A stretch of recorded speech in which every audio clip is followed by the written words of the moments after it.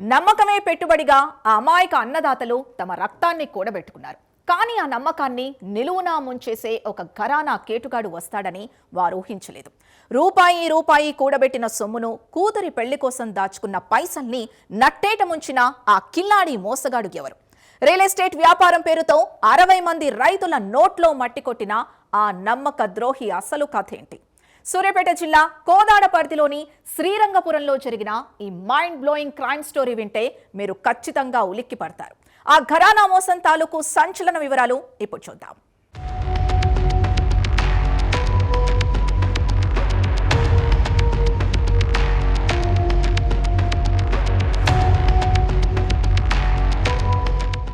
ఇది ఒక లగ్జరీ ఇంటి ప్రాంతం.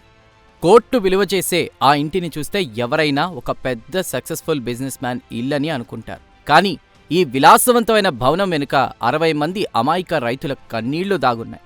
సూర్యాపేట జిల్లా కోదాడ మున్సిపాలిటీ పరిధిలోని శ్రీరంగపురం గ్రామానికి చెందిన ఇరిగిన జితేందర్ రెడ్డి అనేటువంటి రియల్ ఎస్టేట్ వ్యాపారి చేసిన ఘరానా మోసం ఇది. స్థానిక రైతుల నమ్మకాన్ని ఆసరాగా చేసుకుని 25 నుండి 30 ఎకరాల పొలాలు కొనుగోలు చేస్తూ ఒక పెద్ద వ్యాపారవేత్తల బిల్డప్ ఇచ్చాడు. తనకు పొలాల వ్యాపారంలో భారీగా లాభాలొస్తున్నాయని, డబ్బులిస్తే 100కు 1.5 రూపాయల లెక్కన వడ్డీ ఇస్తానని నమ్మబలికాడు. అతని మాటలు నమ్మి గ్రామంలోని దాదాపు 60 మంది రైతులు తమ కష్టార్జితాన్ని అతని చేతుల్లో పెట్టారు. అలా ఏకంగా 11 కోట్ల రూపాయల వరకు అప్పులు వసూలు చేసి ఈ కేటుగాడు ఒక పెద్ద సామ్రాజ్యాన్ని నిర్మించుకున్నాడు. 2 కోట్ల రూపాయలకు పైగా ఖర్చుతో లగ్జరీ డ్యూప్లెక్స్ ఇల్లు కట్టి లెక్కలేనంత బంగారం కొని ఇంట్లో పెట్టుకున్నాడు. మరి ఈరోజు శ్రీరంగపురం గ్రామంలో రైతుల దగ్గర ఇరిగిల జితేందర్ రెడ్డి అనే వ్యక్తి మరి అతను పొలాలు కొనుక్కొని 25 ఎకరాల నుంచి 30 ఎకరాల దగ్గర పొలాలు కొనుక్కొని ఒక ఇల్లు, విలాసమైన ఇల్లు ఒకటి కట్టుకొని మరి డూప్లెక్స్ ఇల్లు టైప్లో 2 కోట్ల రూపాయల చిల్లర ఇల్లు కట్టుకొని 1 కేజీన్నర బంగారం కొనుక్కొని ఇంట్లో కూడా పెట్టుకొని ఈ రోజున ఈ శ్రీరంగపురం రైతులందరూ కూడా దుర్బుద్ధికి తీసరావడం కొరకు మరి సుమారుగా 11 కోట్ల రూపాయల అప్పులు తీసుకొని కూడగట్టుకొని ఆయన ఇంట్లో దాచుకొని కానీ మరి ఇతరితర ఆస్తులు కూడా నిన్న కూడా ఒక రిజిస్ట్రేషను ఏదో ప్లాట్ ఉంటే రిజిస్ట్రేషన్ చేయడం జరిగింది. మరి ఈ రిజిస్ట్రేషన్ ఈ విషయాన్ని మేము సీఏ గారి దృష్టి కూడా తీసుకుపోవడం జరిగింది.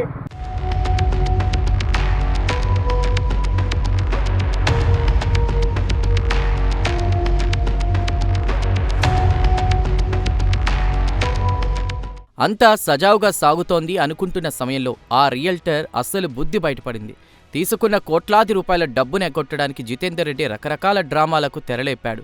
ఇటీవల హఠాత్తుగా ఒక 30 మంది రైతులకు లాయర్ ద్వారా నోటీసులు పంపాడు. అందులో 1 ఏడాది వరకు తనను డబ్బులు అడగొద్దని, గడువు కావాలని కోరడంతో రైతులు ఒక్కసారిగా ఉలిక్కిపడ్డారు. మోసపోయామని గ్రహించిన బాధితులు వెంటనే అతన్ని నిలదీయడానికి వెళ్లారు. కానీ ఆ కిలాడి వ్యాపారి మరుసటి రోజే ఊరి నుండి పరారయ్యాడు. చేసేదేం లేక బాధితులంతా జితేందర్ రెడ్డి ఇంటి ముందు టెంట్లు వేసి ఆందోళనకు దిగారు.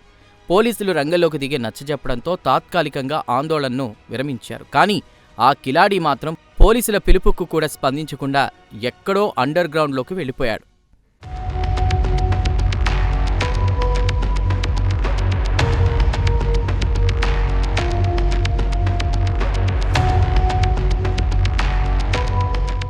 కథ ఇక్కడితో అయిపోయిందని అనుకుంటున్నారా? ఒక పక్క పోలీసులు వెతుకుతుంటే మరోపక్క ఆ కేటుగాడు తెర వెనుక బినామీ రిజిస్ట్రేషన్ల దందా నడుపుతున్నాడు. ఆ మైండ్ బ్లోయింగ్ ట్విస్ట్ ఏంటో ఇప్పుడు చూద్దాం.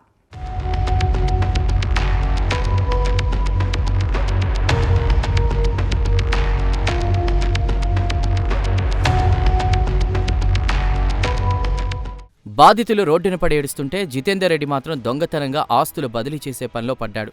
తాజాగా ఒక ఫ్లాట్ను దొంగతనంగా రిజిస్ట్రేషన్ చేసినట్లు బాధితుడు వెంకటరెడ్డి ఆరోపిస్తున్నారు. ఈ విషయాన్ని కోదాడ సర్కిల్ ఇన్స్పెక్టర్ దృష్టికి తీసుకువెళ్లగా 3 సార్లు కానిస్టేబుల్ను పంపి స్టేషన్కు రమ్మని పిలిచినా జితేందర్ రెడ్డి రాకుండా తప్పించుకు తిరుగుతున్నాడు. స్థానిక రాజకీయ నాయకుల అండదండలతోనే అతడు ఇలా రెచ్చిపోతున్నాడని సమాచారం. నరేష్ అనే వ్యక్తి సహకారంతో తనకున్న ఆస్తులను వేరే వాళ్ల పేరు మీద, ముఖ్యంగా వాళ్ళ అక్క పేరు మీద బినామీ రిజిస్ట్రేషన్లు చేస్తూ రైతులను నట్టేట ముంచాలని చూస్తున్నాడు. కష్టపడి కూలీ పనులు చేసుకునే రైతులు ప్రస్తుతం చాలా దీన స్థితిలో ఉన్నారు. తమకు న్యాయం జరిగే వరకు జితేందర్ రెడ్డి ఇంటి ముందు నిరాహార దీక్ష చేయడానికి కూడా వెనకాడబోమని బాధితులు హెచ్చరిస్తున్నారు. చట్టాన్ని సైతం బేఖాతరు చేస్తూ ఆస్తులు దాచేస్తున్న ఈ ఘరానా మోసగాడి లీగల్ దందాతో అందరూ షాక్ అవుతున్నారు. కానిస్టేబుల్ పంపించి పిలిపించినప్పటికి కూడా అతను స్టేషన్కి రాకుండా మరి ఎక్కడెక్కడో దాచుకొని ఆయనకి కొంతమంది రాజకీయంగా కూడా కొంత అండదండలతోని మరి లోకల్ రాజకీయ అండదండలతోని కానీ ఆయనకి సహకరిస్తున్నటువంటి మరి నిన్న ఒక అతను రిజిస్ట్రేషన్ చేస్తూ నరేష్ అనే వ్యక్తి కూడా అతను సహకరిస్తూ మరి తీసుకుపోయి దొంగతనంగా రిజిస్ట్రేషన్లు చేసి రైతులందరినీ నట్టేయడం ముంచడం కోసం సర్వ ప్రయత్నాలు జరుగుతున్నవి.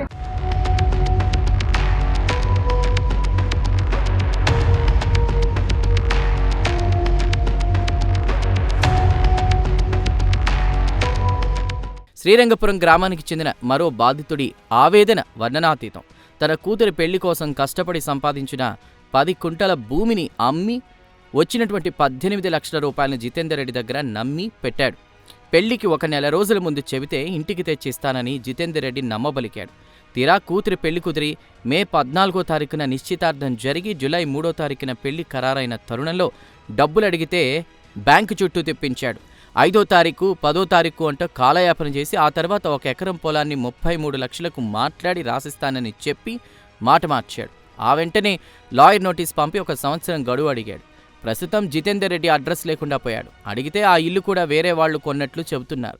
జులైలో కూతురు పెళ్లి పెట్టుకుని బంగారం కొనడానికి పెళ్లి ఖర్చులకు రూపాయి లేక ఆ కుటుంబం రోడ్డున పడింది. బాధితులకు న్యాయం చేయాలని పోలీస్ శాఖను వారు వేడుకుంటున్నారు.